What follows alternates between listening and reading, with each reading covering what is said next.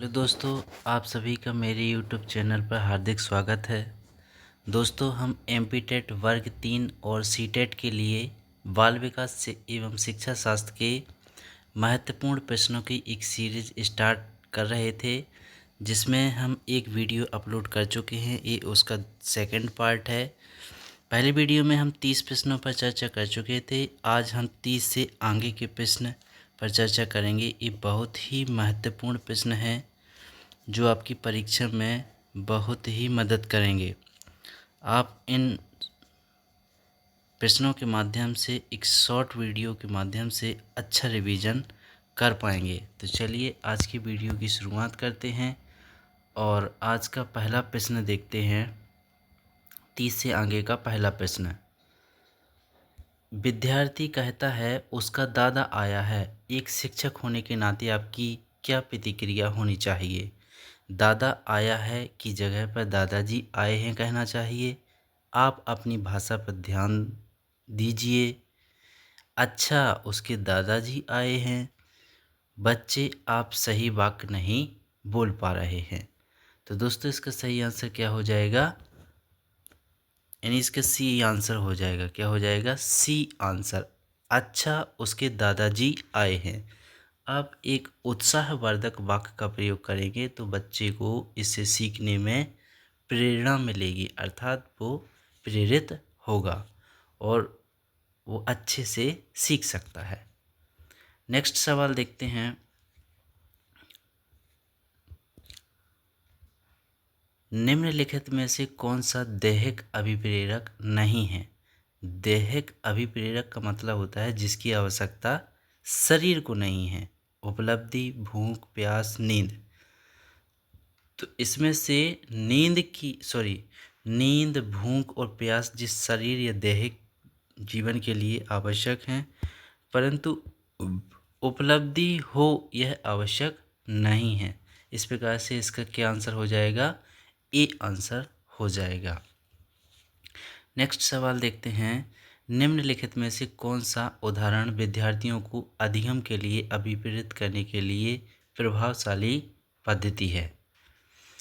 वे कार्य देना जो कि बहुत सरल हों, प्रतियोगिताओं के लिए बहुत से अवसर उत्पन्न कराना, पाठ उपलब्ध कराना विशेषकर जब विद्यार्थी कोई नया कौशल सीख रहे हों, सीखने से ज़्यादा कार्य पूर्ण करने पर बल देना।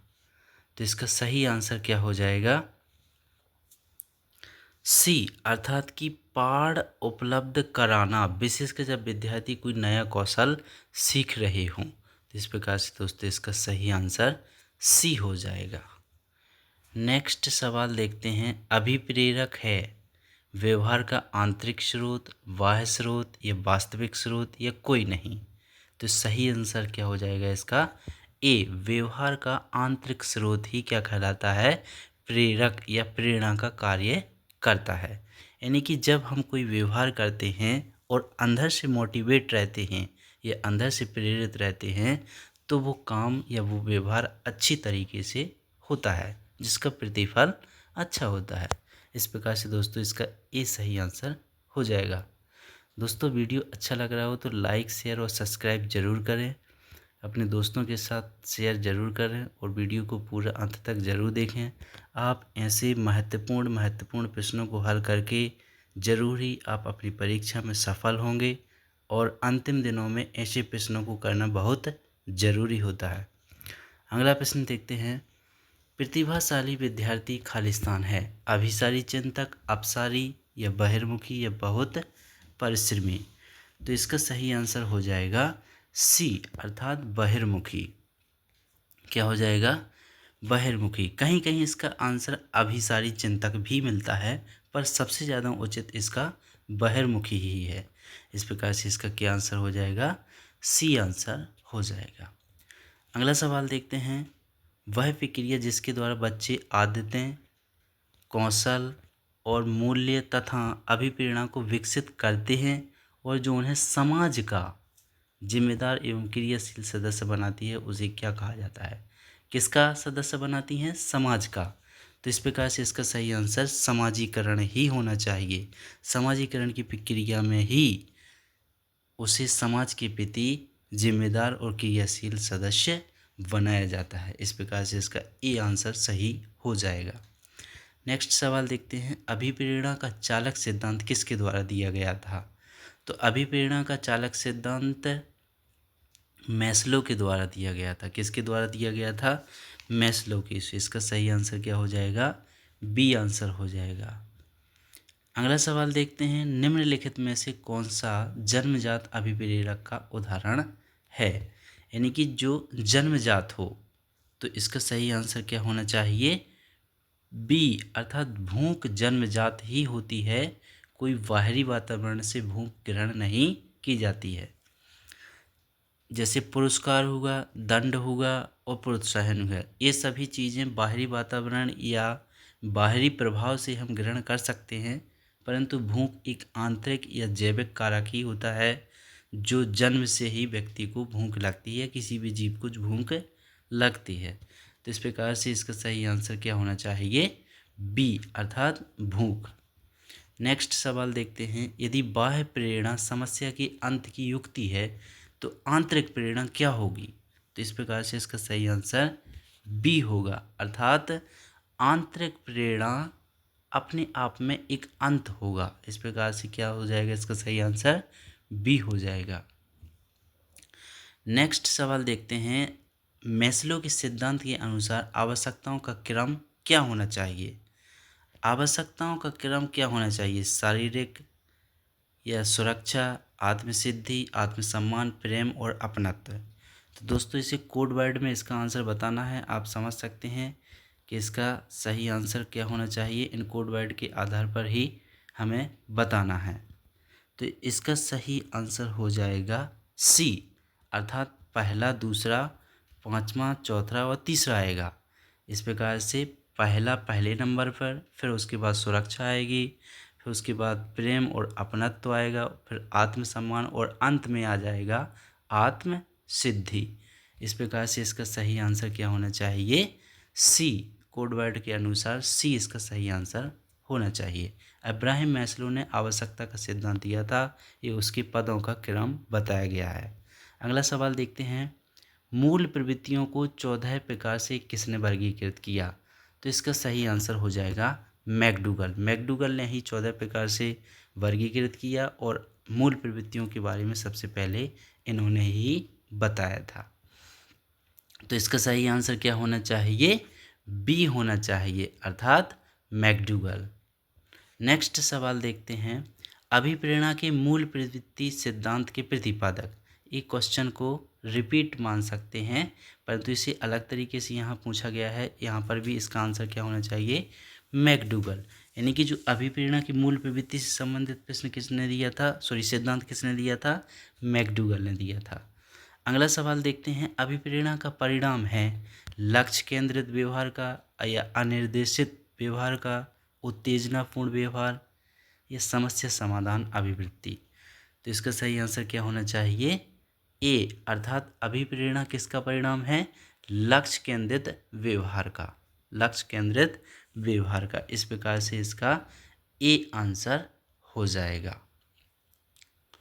नेक्स्ट सवाल देखते हैं, कौन सा अभिप्रेरण का घटक नहीं है? इनमें से हमें बताना है कि कौन सा अभिप्रेरण का घटक नहीं है। तो इसका सही आंसर हो जाएगा बी, अर्थात कि रटन स्मृति। रटन स्मृति का मतलब होता है कोई भी चीज़ रट के याद कर लेना और बाद में ज्यों का त्यों सुना देना। तो वो अभिप्रेरणा का घटक नहीं माना जाएगा। किसका घटक नहीं माना जाएगा? अभिप्रेरणा का घटक नहीं माना जाएगा। जबकि आवश्यकता, अंतर्नोद और प्रोत्साहन, ये सभी चीज़ें अभिप्रेरणा के घटक माने जाते हैं। इस प्रकार से इसका क्या आंसर हो जाएगा? बी आंसर हो जाएगा। अगला सवाल देखते हैं, मैस्लो का सिद्धांत किस पर आधारित है? तो जी अभी पढ़ा है अपन ने, तो आवश्यकताओं पर आधारित है। सी इसका आंसर हो जाएगा। मूल प्रवृत्ति की एक प्रमुख विशेषता है जो पाई जाती है केवल मनुष्यों में, बिल्लियों तथा चूहों में, सभी प्राणियों में, यह जन्मजात और प्राकृत होती हैं, ये केवल कलाकारों में। तो इसका सही आंसर क्या होना चाहिए? सी, अर्थात सभी प्राणियों में मूल प्रवृत्तियाँ पाई जाती हैं। सी इसका सही आंसर हो जाएगा। अगला सवाल देखते हैं, कौन सा सामाजिक प्रेरक दूसरों को नियंत्रित करने और उन्हें प्रभावित करने की आवश्यकता द्वारा वर्णित है। शक्ति, उपलब्धि, संबंधन या उद्देश्य। तो इसका सही आंसर क्या हो जाएगा? सी अर्थात संबंधन। क्या हो जाएगा? संबंधन। तो इसका सी आंसर हो जाएगा। क्या हो जाएगा? C answer. यानी कि जो सामाजिक प्रेरक दूसरों को नियंत्रित करने और उन्हें प्रभावित करने की आवश्यकता द्वारा वर्णित किया जाता है, तो संबंध के द्वारा ही उन्हें वर्णित किया जाता है। इस प्रकार से इसका सी आंसर हो जाएगा। अगला सवाल देखते हैं। आवश्यकता का पदानुक्रम सिद्धांत किसने दिया था? तो ये भी मैस्लो ने ही दिया था। क्वेश्चन को रिपीट किया गया है। इस प्रकार से इसका बी आंसर हो जाएगा। अगला सवाल देखते हैं। सम्मान और प्रतिष्ठा व्यक्ति के लिए अभिप्रेरणा की तरह कार्य करते हैं। ये प्रेरक निम्नलिखित में से किस श्रेणी से संबंधित हैं? आप यहाँ पर देखिए, सम्मान और प्रतिष्ठा व्यक्ति के अभिप्रेरणा की तरह कार्य करते हैं। यानी कि व्यक्ति को सम्मानित किया जाए, उसकी प्रतिष्ठा बढ़ाई जाए, तो व्यक्ति एक मोटिवेट होकर कार्य करता है। तो ये किस श्रेणी में आएगा? सामाजिक, राजनीतिक, शरीर कार्य की या व्यक्तिगत? तो इसका सही आंसर क्या होना चाहिए? बी। समाज से ही उसे प्रतिष्ठा मिलती है और समाज से ही उसका सम्मान होता है। तो ये सामाजिक तत्व कहेंगे जिनके आधार पर वो क्या होगा? प्रतिष्ठित होगा और अभिप्रेरित हो जाएगा। अगला सवाल देखते हैं। प्रगतिशील परिवारों में बच्चों में अपेक्षाकृत कौन सा प्रेरक अधिक प्रबल होता है? तो इसमें क्या होना चाहिए? प्रगतिशील परिवारों में बच्चों में अपेक्षाकृत कौन सा कारक अधिक प्रबल होता है, यानी कौन सा कारक ज़्यादा दिखाई देता है? संबंधन, जिज्ञासा, उपलब्धि या आक्रात्मकता? तो इसका सही आंसर हो जाएगा सी अर्थात उपलब्धि कारक ही सबसे ज़्यादा प्रबल रूप से दिखाई देता है प्रगतिशील परिवारों में। तो इसका सही आंसर क्या होना चाहिए? सी होना चाहिए। अगला सवाल देखते हैं। 51 देखते हैं। अध्यापक की प्रभावशीलता निर्भर करती है इस बात पर कि छात्रों को कितना संतोष देता है, छात्रों का कितना मनोरंजन करता है, छात्रों को कितना अनुशासित रखता है, छात्रों को मानसिक रूप से कितना सक्रिय करता है। तो इसका सही आंसर क्या होना चाहिए? इसका सही आंसर होना चाहिए डी अर्थात छात्रों को मानसिक रूप से कितना सक्रिय करता है, ये मायने रखा जाता है। इस बात को प्रमुखता से लिया जाना चाहिए। अर्थात अध्यापक की प्रभावशीलता किस पर निर्भर करनी चाहिए? कि वो छात्रों को मानसिक रूप से कितने अच्छे से सक्रिय रखता है। डी आंसर हो जाएगा। अगला सवाल देखते हैं। निम्नलिखित में से कौन सी प्रेरणा की विधि है? तो इसका सही आंसर क्या होना चाहिए? डी होना चाहिए। रुचि उत्पन्न करना भी प्रेरणा है, प्रतियोगिता की भावना उत्पन्न करना भी प्रेरणा है और प्रशंसा करना भी प्रेरणा है। प्रेरणा मतलब मोटिवेशन है। आप किसी का इंटरेस्ट है तो भी उसे मोटिवेट कर सकते हैं, कंपटीशन करा के भी मोटिवेट कर सकते हैं और उसकी प्रशंसा करके भी मोटिवेट कर सकते हैं। परंतु ध्यान रखें, छात्र या किसी भी विद्यार्थी का आवश्यकता से अधिक प्रशंसा नहीं करनी चाहिए। तो यहाँ पर सबसे उचित आंसर क्या हो जाएगा? उपरोक्त सभी। क्या हो जाएगा? उपरोक्त सभी इसका आंसर हो जाएगा। अगला सवाल देखते हैं। उपलब्धि अभिप्रेरणा है सफलता व असफलता को समान रूप से स्वीकारने की तत्परता, या बिना विचारे जल्दबाजी में कार्य करने की प्रवृत्ति, चुनौतीपूर्ण कार्य करने में डटे रहने की प्रवृत्ति, या असफलता से बचने की प्रवृत्ति? तो इसका सही आंसर क्या होना चाहिए? सी अर्थात चुनौतीपूर्ण कार्य करने में डटे रहने की प्रवृत्ति को ही हम उपलब्धि अभिप्रेरणा कहेंगे। अगला प्रश्न देखते हैं कि प्रेरणा सीखने के लिए सर्वश्रेष्ठ है किसने कहा था? तो ये कथन है और परीक्षा में एक आध कथन अवश्य पूछा जाता है। तो इसका सही आंसर होना चाहिए बी अर्थात स्किनर ने ही प्रेरणा सीखने के लिए सर्वश्रेष्ठ है कहा था। तो इसका सही आंसर बी हो जाएगा, स्किनर। अगला सवाल देखते हैं। पुरस्कार और दंड का अनुचित प्रयोग अधिगम को कैसा बनाता है? अनुचित प्रयोग, यहाँ पर थोड़ा सा शब्द को ध्यान रखना है। अनुचित प्रयोग का मतलब होता है गलत तरीके से प्रयोग। प्रभावपूर्ण बनाएगा, अधिक उपयोगी बनाएगा, या प्रभावहीन बनाएगा, या कुछ नहीं कह सकते। तो आप समझ सकते हैं इसका सही आंसर सी होना चाहिए, अर्थात प्रभावहीन ही होगा अधिगम अनुचित प्रयोग करने से। तो सी इसका सही आंसर हो जाएगा।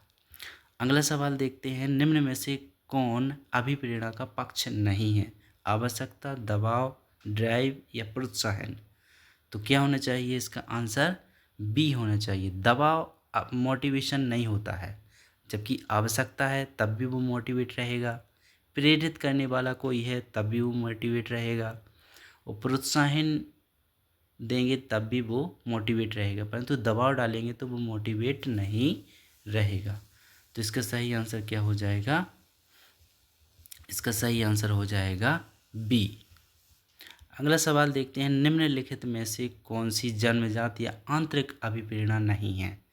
जन्मजात या आंतरिक नहीं है, तो देखिए भूख जन्मजात होती है, प्यास भी जन्मजात होती है, यौन या काम भी जन्मजात होती है, परंतु जो उपलब्धि है ना, वो उपलब्धि जन्मजात नहीं होती है। किसी को उपलब्धि मिल भी सकती है, किसी को नहीं भी मिल सकती है, तो ये जन्मजात नहीं है, ये वातावरण पर डिपेंड करता है। यह बाह्य अभिप्रेरणा के अंतर्गत आती है। तो 57 का आंसर सी हो जाएगा। अगला सवाल देखते हैं, अभिप्रेरणा का वर्गीकरण होता है स्वाभाविक और कृत्रिम में, कम महत्वपूर्ण व अधिक महत्वपूर्ण में, जन्मजात व अर्जित में, अभिप्रेरणा और प्रलोभन में। तो इसका सही आंसर क्या हो जाएगा? अभिप्रेरणा का मुख्य रूप से दो प्रकार से वर्गीकरण होता है। पहला वो जन्मजात, दूसरा अर्जित। जन्मजात जो जन्म से ही लेकर आता है कोई भी बालक या विद्यार्थी, और अर्जित जो वातावरण से ग्रहण करता है। ऐसा मोटिवेशन को अर्जित मोटिवेशन या अभिप्रेरणा कहते हैं। तो इसका सी आंसर हो जाएगा। अगला सवाल देखते हैं, किशोर अवस्था में हड्डियों में अधिक वृद्धि होती है? कहाँ की हड्डियों में सबसे ज़्यादा वृद्धि होती है? तो इसका सही आंसर क्या होना चाहिए? ए, अर्थात जो भुजा और टांग होती है ना, भुजा और टांग में किशोर अवस्था में सबसे ज़्यादा हड्डियों में वृद्धि होती है। तो इसका ए आंसर हो जाएगा, और ये फैक्ट है, इसे अपन को याद रखना होगा।